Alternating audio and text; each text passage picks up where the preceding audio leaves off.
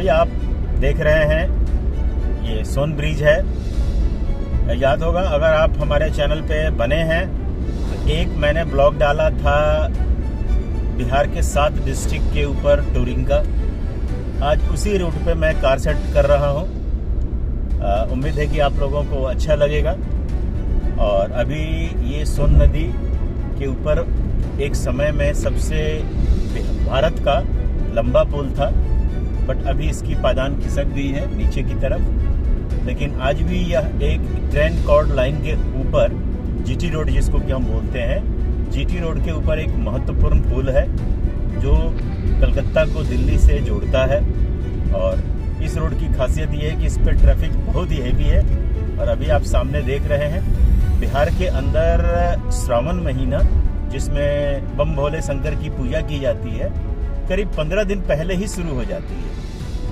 क्योंकि अगर आप थोड़ा बहुत हिंदी ईयर के बारे में, जो विक्रमी संवत के बारे में अगर जानकारी आपको होगी तो आपको पता होगा कि जो पंचांग या कैलेंडर दिल्ली के आसपास के लोग फॉलो करते हैं और बिहार के लोग जो फॉलो करते हैं उनमें 15 दिन का फर्क है।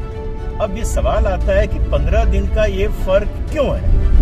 वो 15 दिन का फर्क इसलिए है कि आपको पता होगा जो हमारा हिंदू का विक्रमी संवत है, जो हमारा अपना भारत का अपना ईयर है, वो उसके अंदर एक महीने के अंदर 15 दिन के 2 होते हैं। जो ये 15 दिन का पक्ष होता है उसको हम पक्ष बोलते हैं। जो ये 15 दिन का होता है पीरियड, वो हम पक्ष बोलते हैं।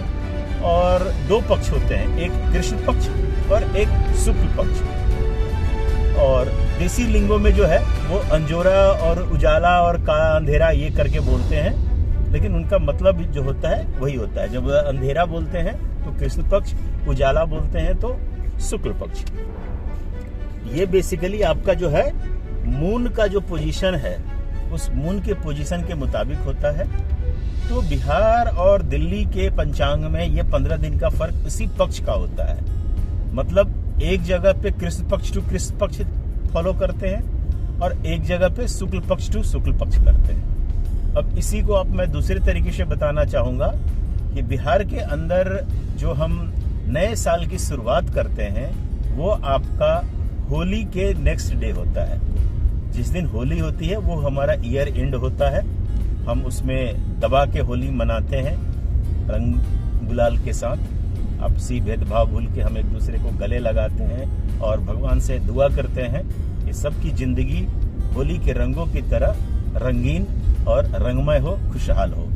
तो एक ये हमारा कल्चर के मुताबिक हम साल का जो अंत है वो होली से करते हैं। और होली के अगले दिन जो होता है वो आपका नए साल चैत्र मास का पहला दिन होता है। जबकि दिल्ली और उसके आसपास के इलाकों में चैत्र मास की जो शुरुआत होती है वो आपका 15 दिन के बाद होता है। तो इसीलिए यहाँ पे श्रावण महीने के अंदर जो मैं आपको अभी बता रहा था, शंकर भगवान का पूजा स्टार्ट हो चुका है। और पुराने बिहार और अभी की झारखंड के एक जगह है देवघर।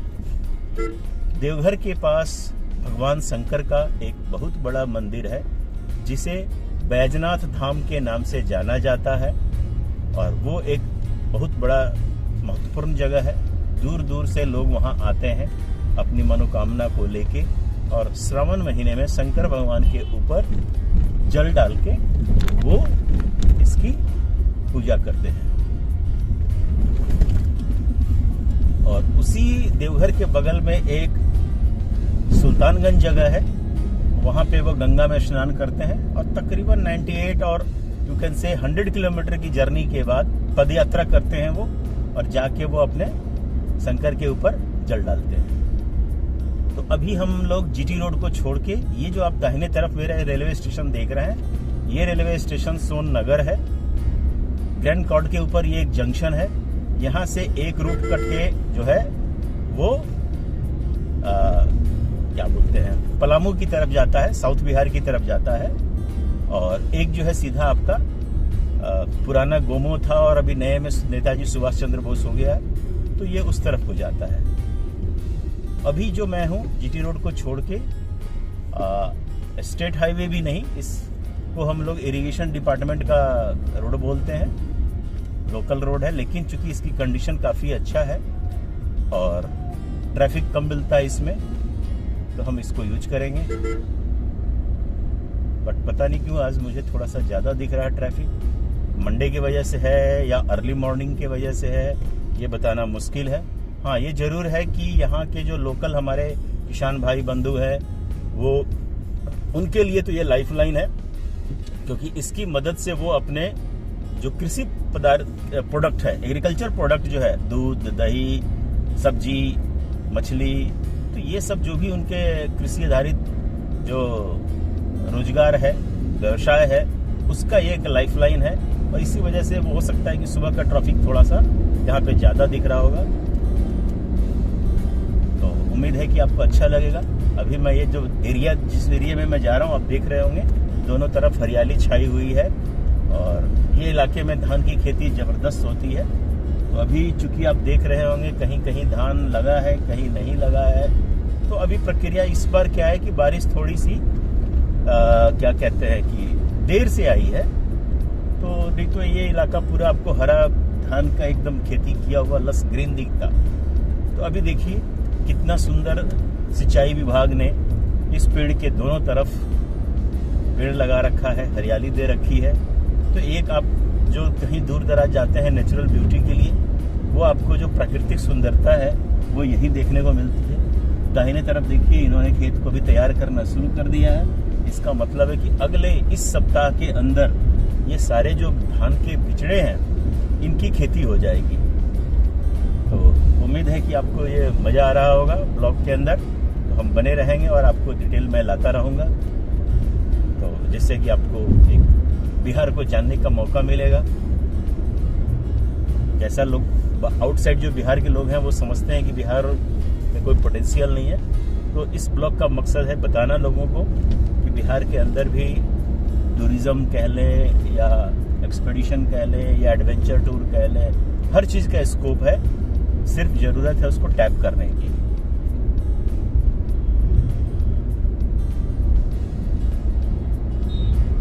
अभी देखिए स्कूल बस, जब भी ये स्कूल बस देखते हैं तो हम सबको अपनी बचपन की यादें ताज़ा हो जाती हैं। किसी एक ज़माने में जो कहते थे ना, जब भी मैं छोटा बच्चा था, तो उस वक्त की अपनी यादें ताज़ा हो जाती हैं। अच्छा लगता है अपने पुराने गुजरे हुए दिन को याद करके, देख के। और एक कहते हैं ना, child is the father of man. तो हर हम सब के अंदर एक दिल के अंदर एक बच्चा छिपा होता है। जब ये सब चीज़ देखते हैं तो हमारा जो बचपन है, जो हमारे अंदर का जो बच्चा है, वो बाहर आ जाता है और खुश होता है। तो हम सबको चाहिए कि ज़िंदगी में जो भी इस तरह की खुशी के पल मिले, बटोरें, उसका आनंद लें। और तो चलिए अभी देखते हैं कि आगे की जर्नी कैसी आती है। अभी का टाइम हो रहा है 7:10। सोमवार का दिन है और तकरीबन 230 किलोमीटर की मंजिल है। तो जैसे जैसे इस मंजिल में, सफ़र में आगे बढ़ते जाएंगे हम, वो आपको मैं दिखाता चलूँगा और उम्मीद है कि आप इस ब्लॉग से एंजॉय करेंगे।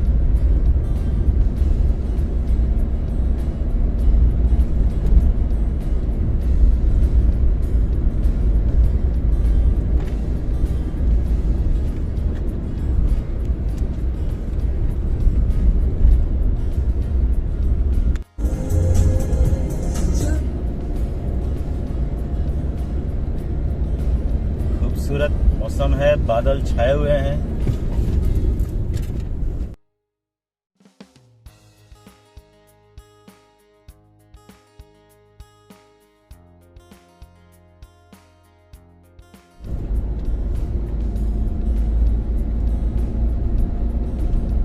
अभी आपने देखा कि किस तरह से रोड के ऊपर बकरियां आ जाती हैं। तो ये सारे रूरल रोड्स के क्या क्या या अंग है। जब कभी आप ड्राइव करते हैं तो आपको अलर्ट रहना होता है कि कहीं पर भी बकरी, कुत्ते, छोटे बच्चे, जानवर, कोई भी आ सकता है। तो उसके वजह से क्या है कि आप अपनी स्पीड ज़्यादा नहीं रख सकते थे। मैं भी तकरीबन 80-90 की स्पीड में चल रहा था, बट थैंक्स टू टाटा जेस्ट, जिसके ब्रेकिंग पावर और ABS पे हमें भरोसा है।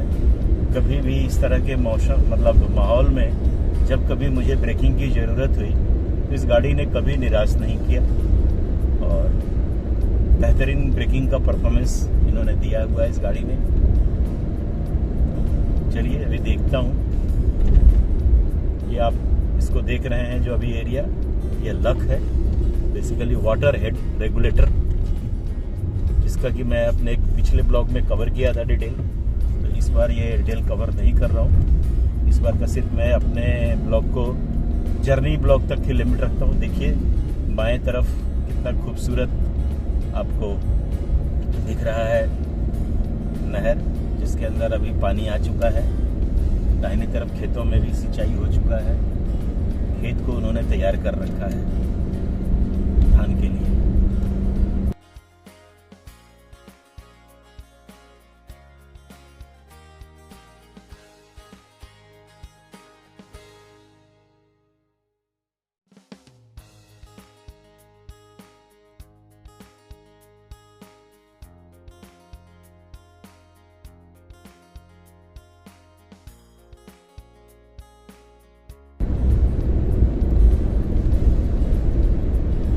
गाड़ी 100 के ऊपर चल रही है। तो आप देख सकते हैं कि ये एक नहर के बगल में तटबंध है। तटबंध के ऊपर के रोड के ऊपर मैं 100 की स्पीड में क्रूज कर रहा हूँ। ट्रैफिक भी लगभग आप कह सकते हैं नेग्लिजिबल है। तो ये सब जो चीज़ें हैं, अगर आप लोकल हैं या गूगल जिन्होंने मुझे ये रूट बताया और मुझे 1-2 बार आने का मौका मिला, तो लगा कि नहीं, ये रोड पे आना वर्थ है। और इस रोड के ऊपर आप रूरल भारत जो है, रूरल इंडिया जो है, ग्रामीण परिवेश को देख सकते हैं, समझ सकते हैं। सुबह का वक्त है, तकरीबन जो आपको दिख रहा होगा बाइक में बहुत सारे लोग जो हैं अपने गंतव्य स्थल की तरफ जा रहे हैं। सुबह का टाइम है तो नेचुरली बच्चे स्कूल जा रहे हैं, कॉलेजेस जा रहे हैं, अपने अपने रोजगार और काम की तलाश में अपने अपने गंतव्य जगह पे जा रहे हैं। हाँ, एक चीज़ आपको यहाँ प्रोमिनेंट दिखेगा कि जो सुरक्षा और सेफ्टी की जो ट्रैफिक रूल्स हैं वो धड़ल्ले से यहाँ तोड़ी जाती है रूरल एरियाज़ के अंदर। अभी अगर आपने देखा होगा ध्यान से तो अधिकतर लोग जो है विदाउट हेलमेट, ट्रिपल लोडिंग, तो ये सब चीज़ें जो है यहाँ पे कॉमन है। अभी हम लोग आपको औरंगाबाद डिस्ट्रिक्ट के अंदर एक जगह है दाऊद नगर, तो दाऊद नगर हम लोग पहुँच रहे हैं।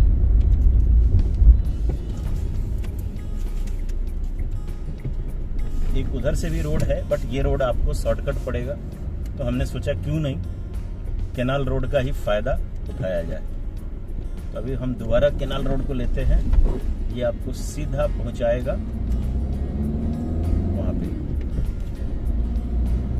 दाऊद नगर टाउन के अंदर। तो चलिए अभी कैनाल रोड का और मजा लेते हैं।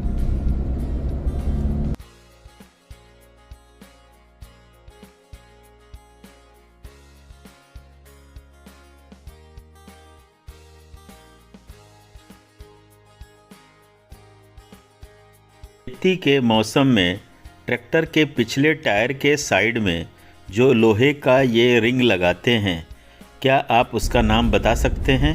अगर आप उसका नाम जानते हैं तो कमेंट बॉक्स में कमेंट करके बताएं। देखते हैं हमारे कितने सब्सक्राइबर को इनका नाम पता है। ये जो रिकॉर्डिंग है अभी, ये रिकॉर्डिंग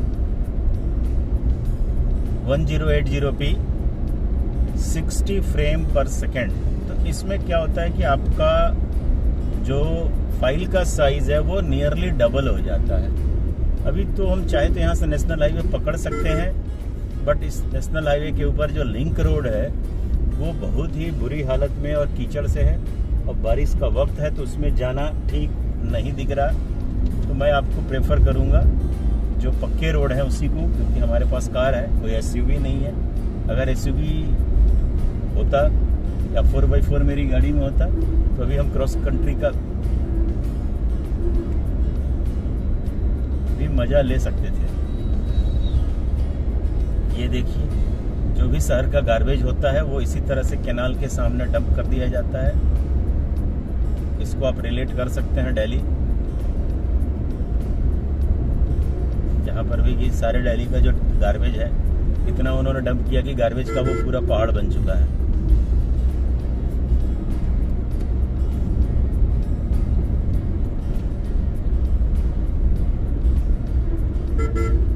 के ऊपर हॉर्न बजाना पड़ता है एहतियात के लिए, और ये ज़रूरी भी है क्योंकि इस तरह के रिमोट एरियाज़ में जो भी बच्चे या आदमी होते हैं वे रोड पे चलते समय बाएं दाएं सामने कुछ नहीं देखते हैं, सिर्फ आंख बंद करके जो मन में आया वो चल देते हैं।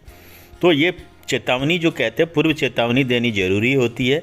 इसीलिए आप देखेंगे कि हर जगह जहाँ पे संभावित इस तरह का सिचुएशन आने वाला होता है तो हॉर्न बजा देना ही यहाँ पे एक सेफ़ और कंजर्वेटिव टेक्निक है, जिससे कि आपको थोड़ी बचाव हो सकता है।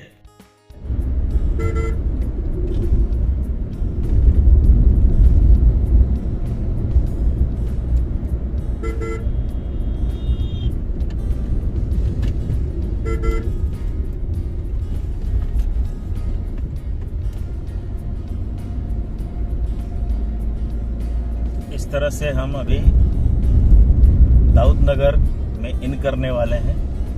ये जो ब्रिज दिख रहा है ये दाऊद नगर का एंट्रेंस है, एग्जिट है।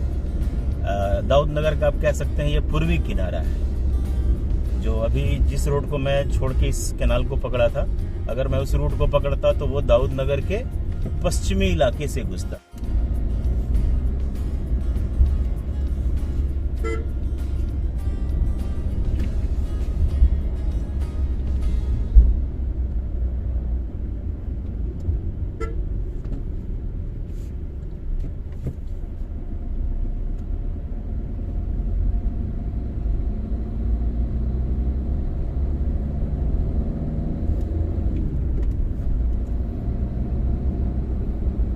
BMC ये कोई डेयरी फार्म का लग रहा है इस इलाके में, और ये एक देखने से तो ये गवर्नमेंट बिल्डिंग लग रही है। तो मुझे लग रहा है कि ये कोई हॉस्टल वगैरह है, छात्रावास, और बगल में ये स्कूल दिख रहा है कोई अच्छा सा।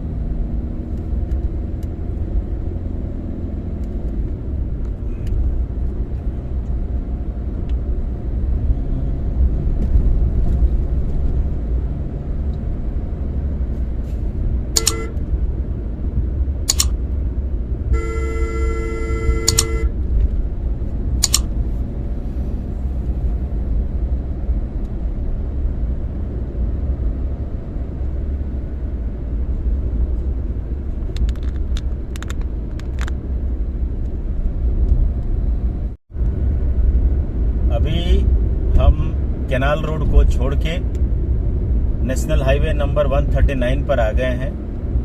यह नेशनल हाईवे एक बहुत ही इम्पोर्टेंट लिंक है जो झारखंड को पटना राजधानी से जोड़ता है।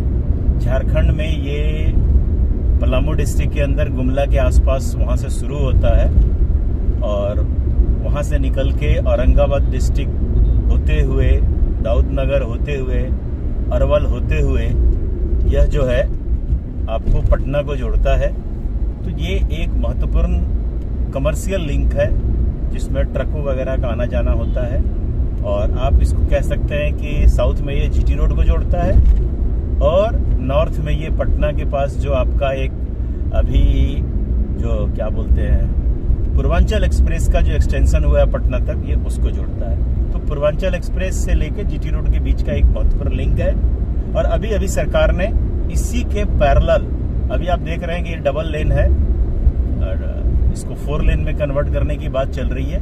और अभी अभी सरकार ने एक ग्रीनफील्ड प्रोजेक्ट जो है अप्रूव किया हुआ है, जो कि इसी के लगभग पैरेलल वो रोड बनेगा जो पूर्वांचल को जीटी रोड से कनेक्ट करेगा। उसी लेवल का रोड होगा। तो उम्मीद है कि जब वो रोड आ जाएगा तो लोगों को बहुत ज़्यादा फायदा होगा, अच्छा होगा। वैसे ये अभी पटना जाने के लिए बहुत अच्छा हो गया है। जिसको पटना जाने में पहले हमें डेहरी से पटना जाने में 5 घंटे लगते थे, बस से हो या कार से हो, तो हम आरा होते हुए जाते थे। करीब 140 किलोमीटर की दूरी हम 5 घंटे में तय करते थे। लेकिन ये रोड बनने से अब हम उसी दूरी को तकरीबन आपको 3 घंटे में सफ़र तय करते हैं। और जब एक्सप्रेसवे बन जाएगा ग्रीनफील्ड प्रोजेक्ट के अंतर्गत, तो वो हो सकता है 3 से घट के आपको 2 या 2.5 घंटे का दूरी हो जाएगा। लेट्स सी, देखते हैं कब तक वो ग्रीनफील्ड प्रोजेक्ट आता है। इस तरह के प्रोजेक्ट में जो सबसे बड़ा हर्डल जो आता है वो आता है कि सरकार जो होती है, स्थानीय जो स्टेट होता है, उसको चूंकि किसानों से ज़मीन लेके देना होता है, तो सबसे बड़ा जो ब्लॉकेज और डिले पॉइंट है वो यही है, ज़मीन का अधिग्रहण, एक्विजिशन ऑफ लैंड। और खास करके बिहार में जहाँ पर हर लेवल पे राजनीति की जाती है, चाहे वो रास्ते में सरकारी ज़मीन ही क्यों नहीं हो, तो वहाँ पर भी आप देखेंगे कि राजनीति उसमें समाहित हो जाती है। तो जितनी जल्दी अगर सरकार ज़मीन का अधिग्रहण करके देगी, उतनी ही जल्दी NHI जो है उसके ऊपर रोड बनाएगी। तो उम्मीद है कि बिहार वासी जल्द से जल्द अपनी ज़मीन जिनका भी होगा वो उचित मुआवजा लेने के बाद सरकार को सौंप देंगे, ताकि जो विकास की ये आबाद गति है अनविरत जो है अविरत चलती रहनी चाहिए, और लोगों का इसमें भला होगा, ये समझना बहुत ही जरूरी है।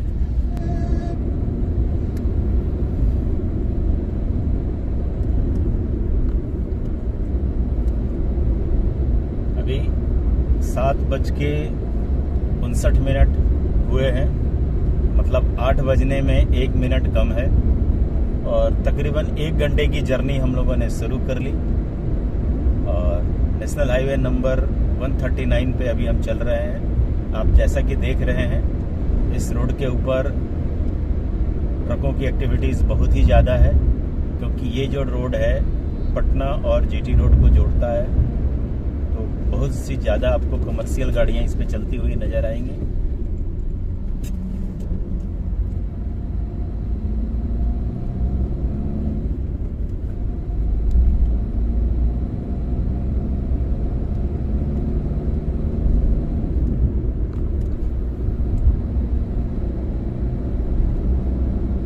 सुबह का वक्त है, इसीलिए आप देख रहे हैं। एक चीज़ अच्छी बात है, सरकार का जो है सबसे ज़्यादा जो जोर है वो आपका चाइल्ड एजुकेशन के ऊपर है, और उस चाइल्ड एजुकेशन के अंदर भी खास करके बच्चियों पे, लड़कियों के ऊपर है, छात्राओं के ऊपर है, गर्ल्स के ऊपर है। तो ये एक अच्छी बात है, क्योंकि एक पुरानी कहावत है कि अगर एक मेल एजुकेट होता है तो एक सिंगल आदमी एजुकेट होता है, और एक फीमेल अगर एजुकेट होती है तो एक पूरे परिवार को एजुकेशन मिलता है। तो ये एक बहुत ही पॉजिटिव स्टेप है कि बिहार स्टेट ने खास करके गर्ल्स स्टूडेंट्स के लिए काफ़ी सारी गवर्नमेंट स्कीम इंसेंटिव दे रही है, और कोशिश कर रही है कि ज़्यादा से ज़्यादा जो फीमेल हैं, गर्ल्स हैं, वो पढ़ें, आगे आएँ। और ये अभी देखिए रोड के किनारे ही इन्होंने लोडिंग स्टार्ट कर दिया है। तो यही है बिहार, जहाँ पे कि नियमों की धज्जियाँ उड़ाई जाती हैं। क्योंकि इस अभी जो मैं आपको दिखाया, सोन नदी को हम पार करके आए हैं। अभी हम दक्षिण से उत्तर की तरफ, साउथ से नॉर्थ की तरफ जा रहे हैं, और ठीक सोन नदी जो है पैरेलल हमारे वेस्ट में चल रही है। तो ये जितने भी आप सैंड देख रहे हैं, तो सैंड माइनिंग करके इन्होंने स्टॉक करके रखा हुआ है। जैसा कि आपको मालूम है कि सैंड जो होता है मानसून के टाइम में निकलता नहीं है, तो इसीलिए ये स्टॉक करके रखते हैं और बाद में फिर इसी को सेल करते हैं। अभी देखिए ट्रैफिक जाम लग गया है, लग रहा है कोई एक्सीडेंट वगैरह हुआ है, तो देखते हैं, लेट्स सी।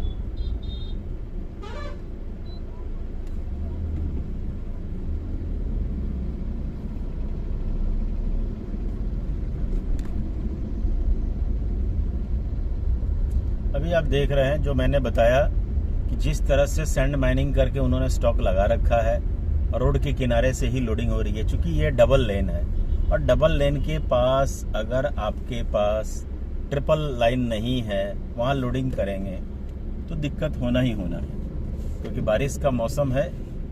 बारिश के मौसम में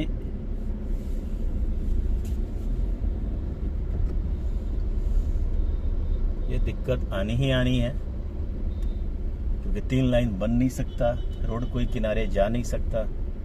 तो ये एक प्रॉब्लम एरिया है। जब ये ग्रीनफील्ड प्रोजेक्ट आ जाएगा तो उम्मीद है कि ये चीज़ें दूर हो जाएंगी और जितने भी पटना से जीटी रोड की जो ट्रांसपोर्ट है वो सारी गाड़ियां उस एक्सप्रेसवे पे शिफ्ट हो जाएंगी। तब तक उम्मीद करते हैं कि जल्द से जल्द ये जाम क्लियर हो। पता नहीं कितनी दूर तक लगा हुआ है, तो देखते हैं गूगल क्या बोलते हैं। अभी आप देख सकते हैं कि हम लोग जाम में फंसे हुए हैं। कब तक क्लियर होगा पता नहीं। जैसा कि मैंने बताया था कि इस जो नेशनल हाईवे है 139, इसके पश्चिम की तरफ पैरेलल में सोन नदी चलता है। और जैसा कि आपको पता होना चाहिए कि सोन नदी का जो बालू होता है वो सर्वोत्तम क्वालिटी का होता है और उसी को बाकी गर्मी के समय में निकाल के लोगों ने रोड के किनारे डंप कर रखा है, स्टॉक कर रखा है और अभी उसी स्टॉक को वो सेल कर रहे हैं। दिक्कत ये है कि जहाँ पर भी इन्होंने स्टॉक कर रखा है, जहाँ पर भी सैंड की लोडिंग अनलोडिंग हो रही है, उनके पास कोई पार्किंग एरिया नहीं है, लोडिंग अनलोडिंग पॉइंट नहीं है। तो रिजल्ट ये हो रहा है कि जो लोडिंग अनलोडिंग है सैंड की वो नेशनल हाईवे के ऊपर हो रहा है। और जैसा कि आपने देखा कि नेशनल हाईवे जो है वो डबल लेन है, तो डबल लेन में अगर एक लेन पे आपने लोडिंग कर दिया तो बचा आपके पास एक लेन। एक लेन के अंदर टू वे ट्रैफिक का बड़ा मुश्किल है, और वो भी खास करके जब मल्टी एक्सल और हेवी ड्यूटी ट्रक आ जाते हैं तो लाइट व्हीकल तो चलो आसानी से निकल जाते हैं, लेकिन हेवी ड्यूटी और जो ट्रक हैं जो फुल्ली लोडेड है उनको दिक्कत हो जाती है रोड से नीचे उतरने में, स्वाभाविक है।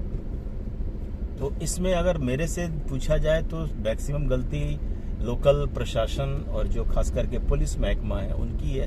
उनको मालूम है कि इस वजह से अगर दिक्कत लग रही है तो रोड किनारे जिनके पास लोडिंग अनलोडिंग की जगह नहीं है वहां पर उनको चाहिए कि लोडिंग अनलोडिंग अलाउ ना करें और उनको बताएं कि यहाँ पे वो इस तरह की कार्रवाई ना करें। अभी देखिए पुलिस है, लेकिन पुलिस भी जो है पैसे लेने में मशगूल होगी। पैसे लो और लोडिंग अनलोडिंग कराओ। अभी आप देख रहे हैं कितना ईंधन, कितना टाइम व्यर्थ जा रहा है। ये देखिए मेरे दाहिने तरफ जो है किस तरह से यहाँ पे ट्रकों की लंबार लाइन लगी हुई है।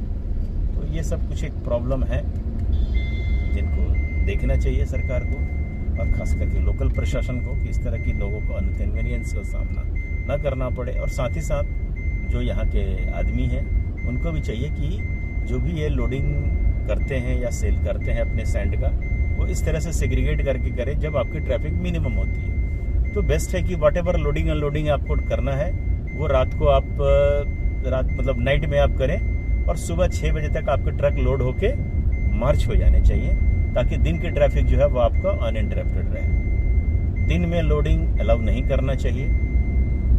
देखते हैं, अभी तो हमने बता दिया अपने विचार, लेकिन अब बाकियों का क्या है आप लोग कमेंट करें इस सेक्शन के अंदर, बताएं कि आपका क्या विचार है।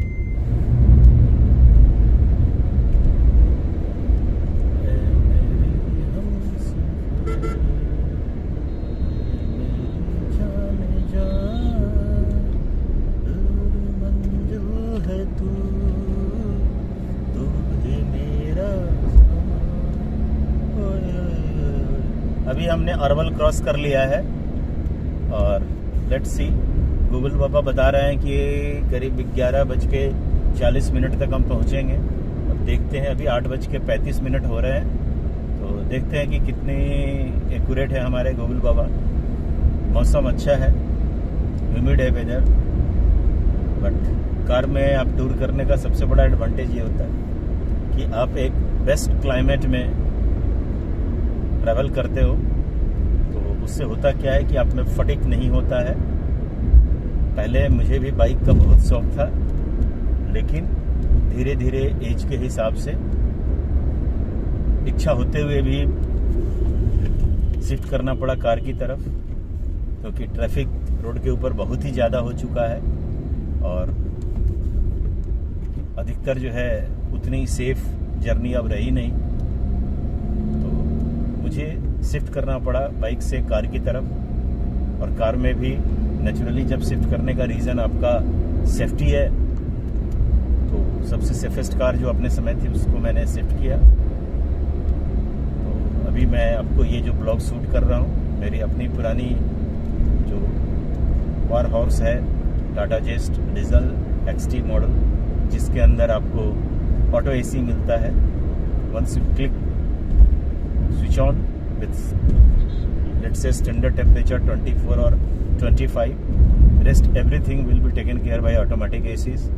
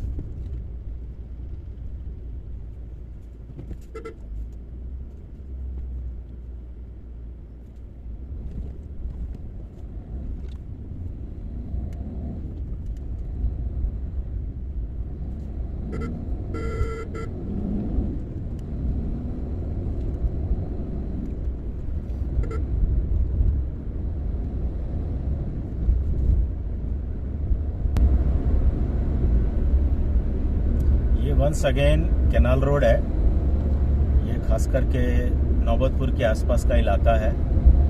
जिस तरह से अभी औरंगाबाद में हमने कैनाल रोड पकड़ा था, ये भी कैनाल रोड है, which is much better than you can say national highway 1H, जो NH 139 है उससे बेहतर है। हाँ, बीच बीच में अभी ओवर ए पीरियड टाइम जब इस पे ट्रैफिक बढ़ने लगा तो लोगों ने फिर वही जो बोलते हैं ना dangerous speed breaker, electric pole को डाल दो रोड पे और तकरीबन 6 इंच हाइट का ब्रेकर बना दो, that to be in rectangular shape.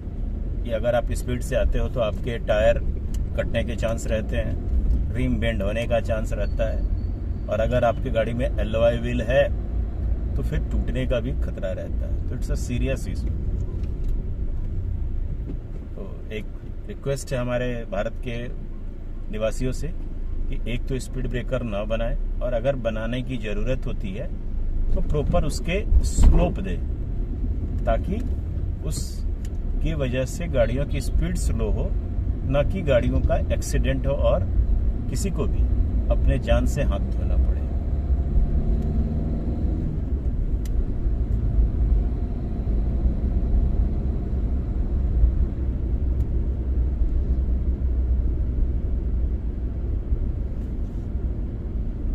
अभी जो है केबिन के अंदर की आवाज़ हम रिकॉर्ड करते हैं, देखते हैं टाटा जेस्ट के अंदर जो केबिन की नॉइज़ है लेवल है वो क्या है, NVH लेवल जो कहते हैं।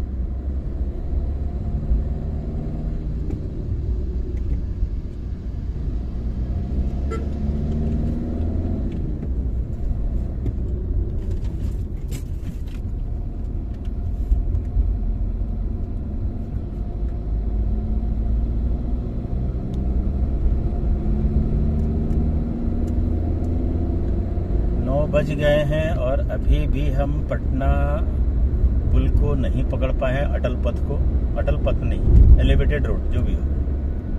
तो एलिवेटेड रोड जब हम पकड़ेंगे तो उतना हम अभी डिले चल रहे हैं, 9 बज रहे हैं और करीब जाम के वजह से जो हम डिले हो गया है उसको कोशिश रहेगी कि उसको हम कवर करें। अब जितना कवर कर पाते हैं देखते हैं, क्योंकि जैसे ही हम नेशनल हाईवे हिट करेंगे उससे आपको अंदाज़ा लग जाएगा कि हम कितने लेट हुए हैं। अभी विक्रम दिखा रहा है, पटना का ही एक इलाका है विक्रम। लेट्स सी कितना टाइम लगता है, क्या लगता है।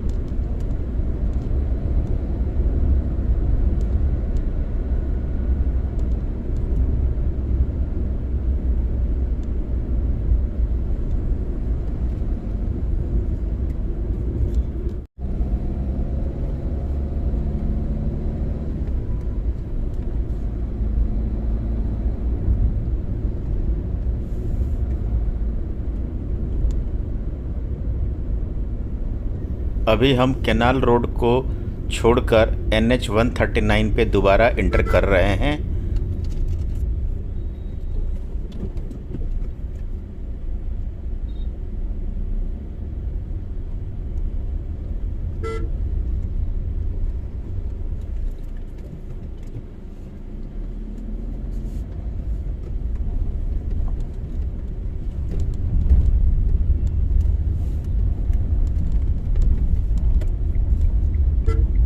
भी देखिए, ये जो सामने ब्लू बस है, बीच रोड पे गाड़ी खड़ी करके पैसेंजर उतार रहा है और चढ़ा रहा है। जय हो बिहार।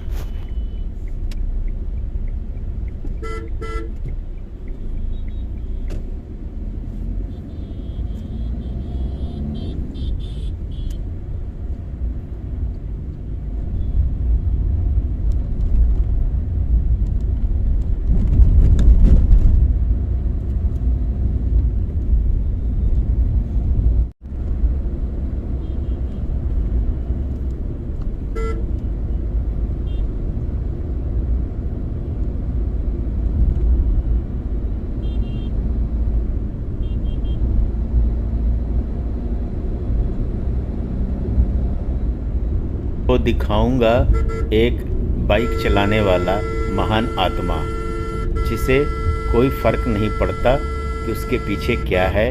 ही थिंक्स कि रोड उसके बाप का है।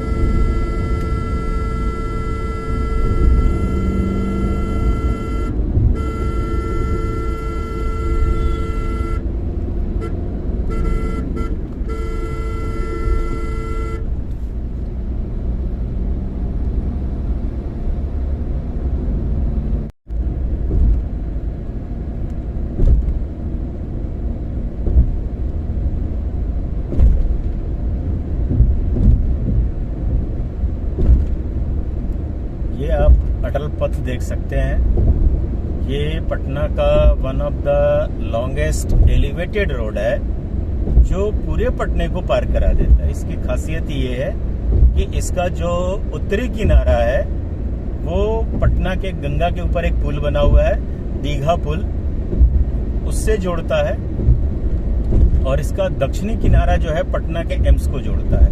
तो ये एक ऐसा है जो अगर कोई उत्तर से या दक्षिण से कोई पटना को आ रहा है और वो पटना को क्रॉस करना चाहता है, उसके लिए एक बहुत बड़ा ये वरदान है कि आप 5 मिनट के अंदर पूरे पटना को क्रॉस कर जाते हैं। इसी तरह के एलिवेटेड रोड की जरूरत है ताकि आप किसी भी दिशा से आए, पूरा पश्चिम उत्तर दक्षिण, आप पटना को बिना किसी ट्रैफिक का क्रॉस कर जाएं।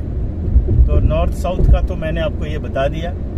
ईस्ट वेस्ट में अभी तक नहीं बना है। अगर आप आरा की तरफ से आते हैं तो आरा की तरफ से आप जब आते हैं तो वहाँ पर भी एक विक्रम के बाद से जो है वो गाँव से होता हुआ रोड आता है और वो रोड टर्मिनेट होता है दानापुर रेलवे स्टेशन, और रेलवे स्टेशन से करीब 2-3 किलोमीटर के पैच के बाद आप इस पे चढ़ पाते हैं। तो देखा जाए तो एक ईस्ट वेस्ट जरूरी है। वैसे गंगा के किनारे मरीन ड्राइव टाइप नाम का एक रोड उन्होंने बनाया है, अगर उसको एक्सटेंड करके मिला दें और उसको एज ए बाईपास यूज करें तो अच्छा हो सकता है साबित। तो इनको पटना में ईस्ट वेस्ट डायरेक्शन से 2 एलिवेटेड रोड की जरूरत पड़ेगी, एक गंगा के किनारे किनारे जो शाम को एक टूरिस्ट स्पॉट है। अभी हम हाजीपुर से मुजफ्फरपुर वाले रोड पे आ गए हैं। ये करीब 80 किलोमीटर का नेशनल हाईवे है। बेस्ट पार्ट है इट्स अ 4 लेन। थोड़ा सा पैच मुजफ्फरपुर के पास है जो कंट्रोवर्सी में होने की वजह से 4 लेन नहीं बन पाया। उम्मीद है कि इस साल वो पूरा हो जाएगा।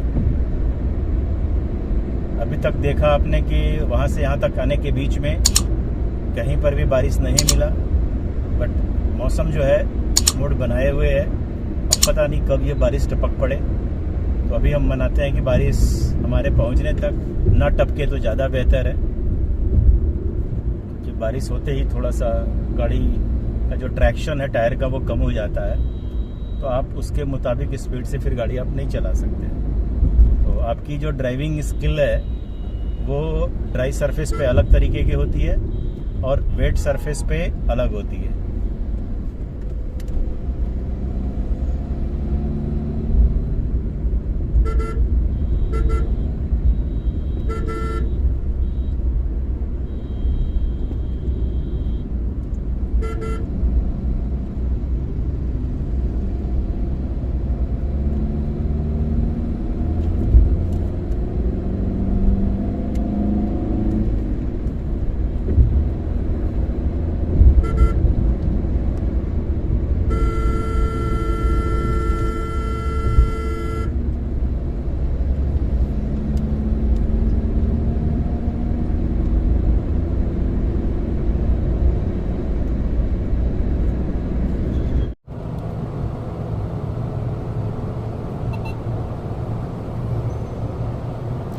गूगल बाबा ने डेहरी ऑन सोन से मुजफ्फरपुर की जो दूरी है ये लगभग 5 घंटे का बताया था।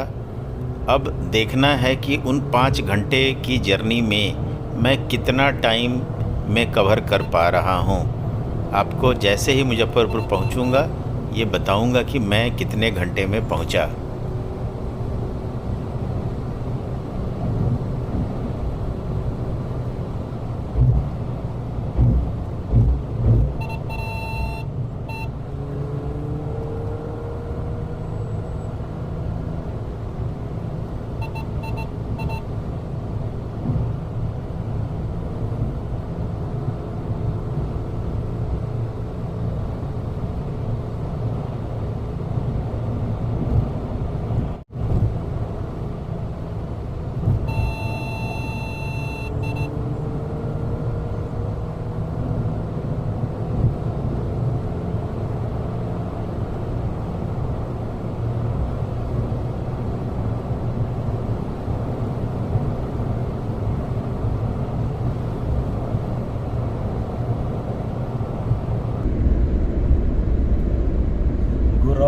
थाना सीमा समाप्त।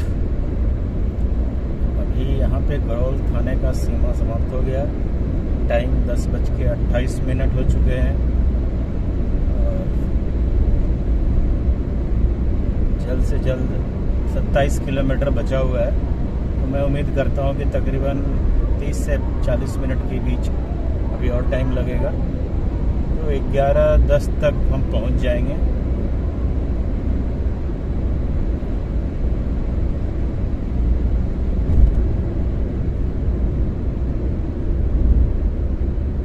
जगह जगह ये जो बैरियर आप देख रहे हैं, क्योंकि अभी बताया मैंने कि श्रावण मास स्टार्ट हो चुका है, तो उसी के वजह से ये बनाया हुआ है।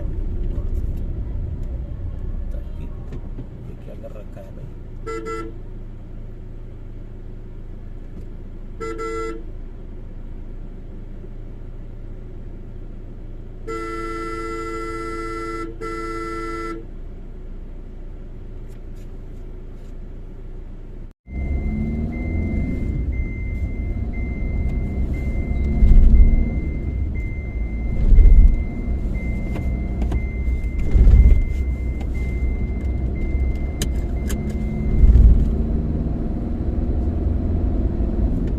अभी जो आप देख रहे थे वो एक्चुअली कांवरिया के लिए उन्होंने इसको वन वे किया हुआ है, लेकिन कोई डाइवर्जन का एरो मार्क नहीं।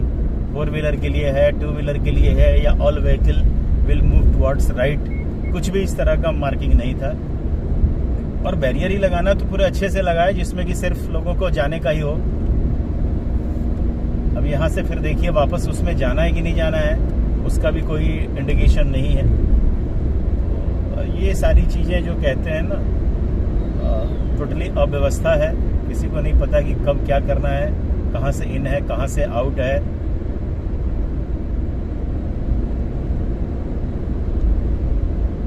उसके चक्कर में आप दूसरे लेन में चल रहे हैं, लेकिन आपको पता नहीं कि आप सही चल रहे हैं कि गलत चल रहे हैं, क्योंकि आउट का तो मिला बट इन का फिर कहीं नहीं मिल रहा है। उम्मीद करता हूँ कि चलिए हम सही ही होंगे। थैंकफुली बैरियर यहाँ दिख गया।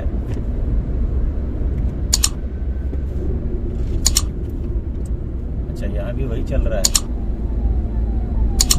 चलो अच्छी बात है।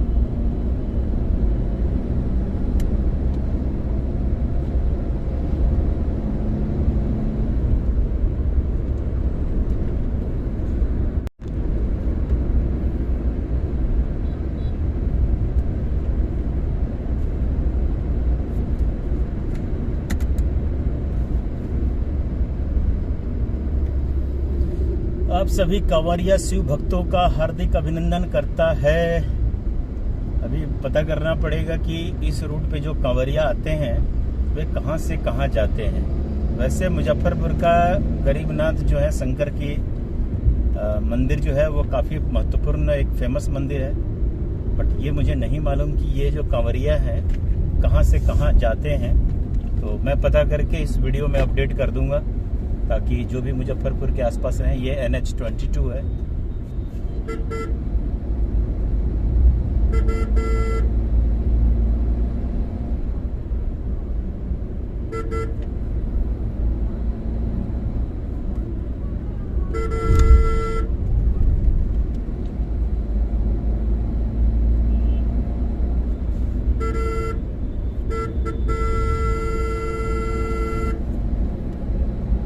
SSN college.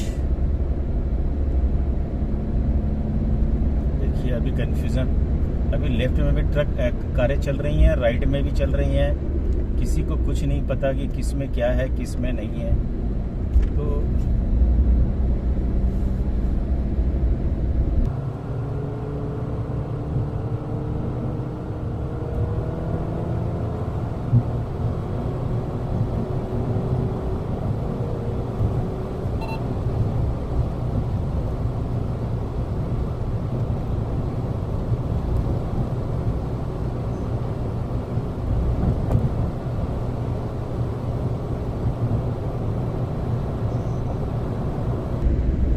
चीज़ की अच्छी बात है, मुजफ्फरपुर और हाजीपुर हाईवे के ऊपर अधिकतर जो टू व्हीलर वाले हैं उन्होंने हेलमेट लगा रखा है।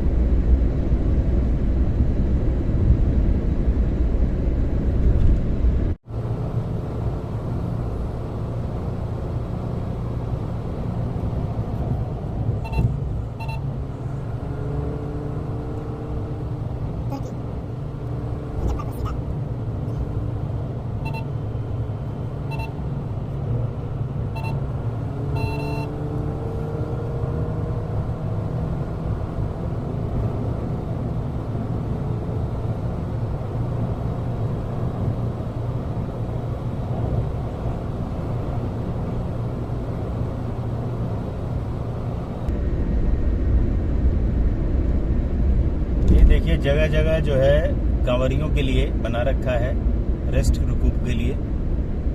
ये एक रौनियार का वैश्य परिवार ने बैठ के बनाया हुआ है ताकि वे थकने के बाद यहाँ पे अपनी थकान उतार सके, रेस्ट कर सके। थोड़ा बहुत खाने पीने की भी इंतजाम होता है ताकि वे अपनी एनर्जी को दोबारा हासिल करके फिर आगे की जर्नी स्टार्ट करें। ये लीजिए, लग रहा है यहाँ पे कोई ज़्यादा ज़बरदस्त इंतज़ाम किया हुआ है, इस वजह से यहाँ पे भी वही है। लेकिन यहाँ से अभी हमें इस नेशनल हाईवे को छोड़ के एक शॉर्टकट रास्ता है, उसे अडॉप्ट करना है। ये आपको सीधा 7.5 किलोमीटर गोबरशाही चौक पे पहुँचाएगा।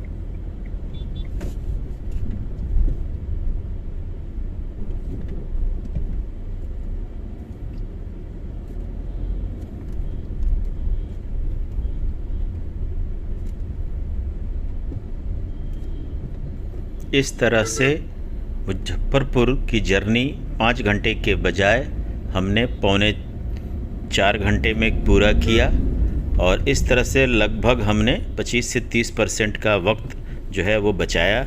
और इसलिए हो पाया क्योंकि रोड अच्छा था, सुबह का टाइम था, ट्रैफिक कम था।